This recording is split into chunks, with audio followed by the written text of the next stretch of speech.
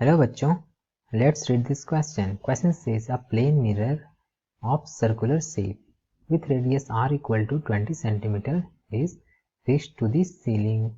A bulb is to be placed on the axis of this mirror. A circular area of radius r equal to 1 meter on the floor is to be illuminated after reflection of the light from the mirror. The height of the room is 3 meters.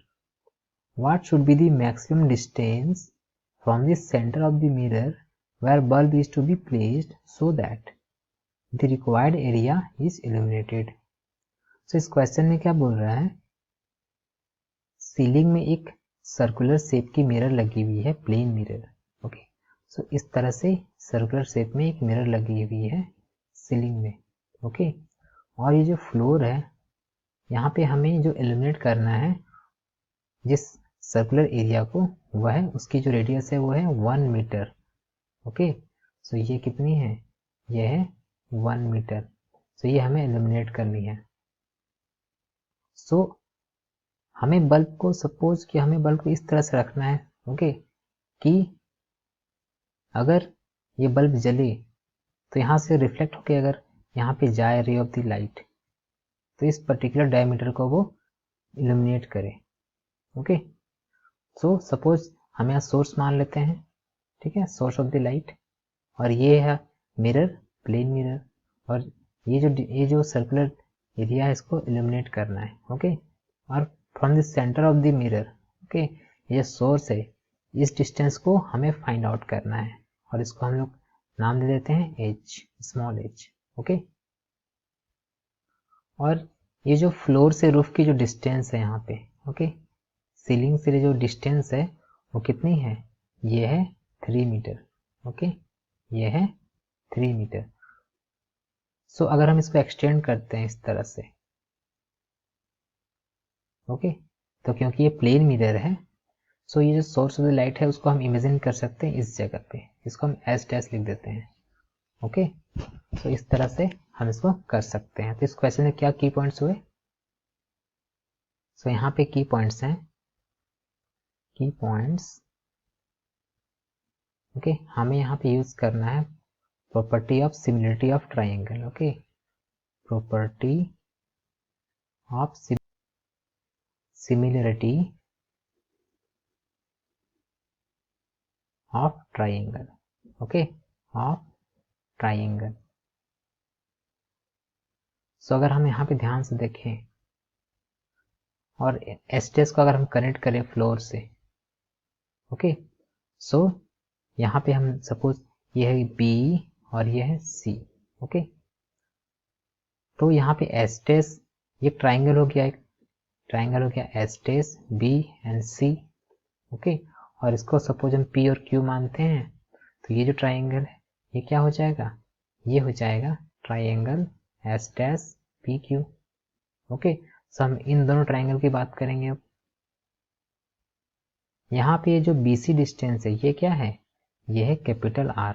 Okay, और यहाँ जो PQ small r है, radius of ये जो mirror है उसका है. Okay, सो अगर हम यहाँ पे कंसिडर करें दोनों ट्राइंगल, तो अगर हम पहले ट्राइंगल की यहाँ बात करते हैं तो यहाँ पे in triangle S dash PQ. Okay, यहाँ से अगर हम इसको थीटा माने, इस एंगल को अगर हम थीटा माने तो हम क्या लिख सकते हैं, यहाँ पे यहाँ लिख सकते हैं tan theta equal to small r by h. इसको हम ऐसे लिख सकते हैं छोटे ट्राइंगल को. और उसी तरह अगर हम ट्राइंगल, बड़े ट्राइंगल की बात करें एस डैश BC, तो इसको हम क्या लिख सकते हैं, tan theta equal to r, capital R divided by h plus 3. Okay, यहाँ पे हम देखते हैं ये जो P से S का डिस्टेंस है वो क्या h है, तो क्योंकि ये जो प्लेन मिरर है इसमें जो इमेज बनेगा सोर्स का वो सेम डिस्टेंस से बनेगा, तो ये जो डिस्टेंस होगा ये भी क्या होगा, स्मॉल h ही होगा. ओके, सो S डैश से लेके B तक की जो डिस्टेंस हो जाएगी क्या हो जाएगी, 3 प्लस h. ओके, सो वो हमने यहाँ पे लिखा हुआ है. तो क्योंकि ये दोनों सेम है हम क्या कर सकते हैं, हम यहाँ लिख सकते हैं small r by h is equal to capital R h plus 3. Okay, और यहाँ पे जो गिवन है, स्मॉल आर गिवन है, वो कितना है, 0.2 मीटर है। ओके, सो हम यहाँ पे वैल्यू सब्स्टिट्यूट करेंगे तो ये कितना हो जाएगा, ये हो जाएगा 0.2 मीटर डिवाइडेड बाई एच हमें फाइंड आउट करना है, इक्वल टू कैपिटल आर कितना दिया हुआ है, ये दिया हुआ है 1 मीटर डिवाइड बाई एच हमें फाइंड आउट करना है प्लस 3।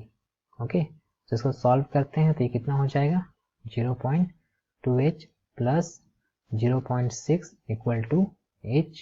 ओके, तो यहाँ हम लिख सकते हैं 0.6 equal to h minus 0.2h, तो ये हो जाएगा 0.8h इक्वल टू 0.6। ओके, तो यहाँ से हम h फाइंड आउट कर सकते हैं, ये हो जाएगा 0.6 डिवाइडेड बाई 0.8। ओके, और ये कितना आएगा, ये आएगा 3/4 मीटर। ओके, सो इसको हम सॉल्व करेंगे तो क्या होगा, h इक्वल टू सेंटीमीटर में अगर हम यहाँ पे लिखें तो ये हो जाएगा 75 सेंटीमीटर। सो हमें यहाँ पे यही फाइंड आउट करना था कि बल्ब को कितने दूर पे रखें, तो ये जो h डिस्टेंस है वो कितना है, यह है 75 centimetre. So our required answer is 75 centimeter. I hope you understood it well. Best of luck.